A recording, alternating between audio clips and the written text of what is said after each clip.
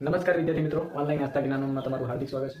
આજે આપણે વાત કરવાની છે કર્કવૃત રેખા ભારતના સંદર્ભમાં। એ પહેલાં આપણે ગયા વિડીયોની અંદર કર્કવૃત ગુજરાતના સંદર્ભમાં જોઈ કયા કયા જિલ્લાની અંદર ગુજરાતના સંદર્ભમાં પસાર થાય છે એની વાત કરી। ગુજરાતના કુલ 100 જિલ્લામાંથી કર્કવૃત પસાર થાય છે। એ રીતે આજે આપણે વાત કરશું ભારતના સંદર્ભમાં અને ભારતના કયા રાજ્યમાંથી પસાર થાય છે તેની વાત કરશું। તો અહીંયા વિદ્યાર્થી મિત્રો ધ્યાન આપજો।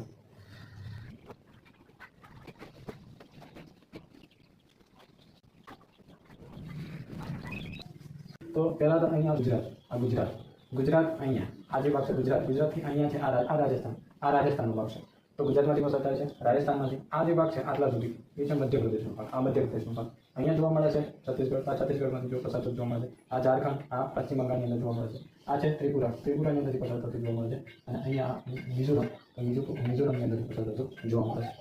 તો કર્કવૃત ભારતના 8 રાજ્યોમાંથી પસાર થાય છે એની યાદ રાખવા માટેનું સૂત્ર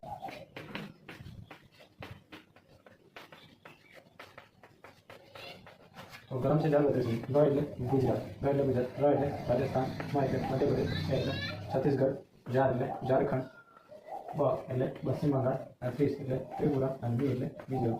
તો આમ ભારતના કુલ 8 રાજ્યોમાંથી કર્કવૃત પસાર થતી જોવા મળે છે। તો ખાસ તો યાદ રાખવાનું છે ઝારખંડનું રાંચી। તો આ ઝારખંડ છે, અહીંયા છે રાંચી। તો જે રાંચી છે એની રાજધાની છે ઝારખંડ। તો ઝારખંડની રાજધાની રાંચી પરથી પસાર થતું જોવા મળે છે ખાસ। ત્યારબાદ આપણને ભોપાલ જોવા મળે છે મધ્યપ્રદેશનું। તો ભોપાલની એક્ઝેક્ટ ઉપરથી કર્કવૃત પસાર થતું જોવા મળે છે। જેમ આપણે ગાંધીનગરના માણસા તાલુકાની અંદર પસાર થાય છે એમ ભોપાલમાંથી પસાર થતું આપણને જોવા મળે છે। એ રીતે આપણા ગાંધીનગરના માણસાની અંદરથી કર્કવૃત પસાર થતી આપણને જોવા મળે છે।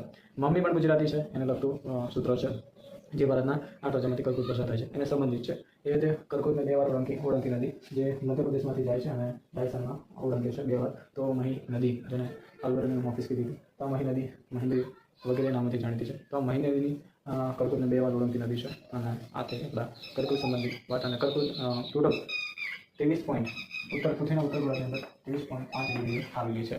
તો આ એક મહત્વની વાત છે। અને ઉત્તર ગોળા મહત્વની વાત કરીએ તો આ કર્કવૃત ભારતના મધ્યમાંથી પસાર થતી આપણને જોવા મળે છે અને ગુજરાતના ઉત્તર ભાગની અંદરથી પસાર થતું આપણને જોવા મળતું હોય છે। તો ખાસ આ કર્કવૃત સાથે સંબંધિત માહિતી અને આ જે સૂત્ર છે એ સૂત્ર આમ કામ કરે છે।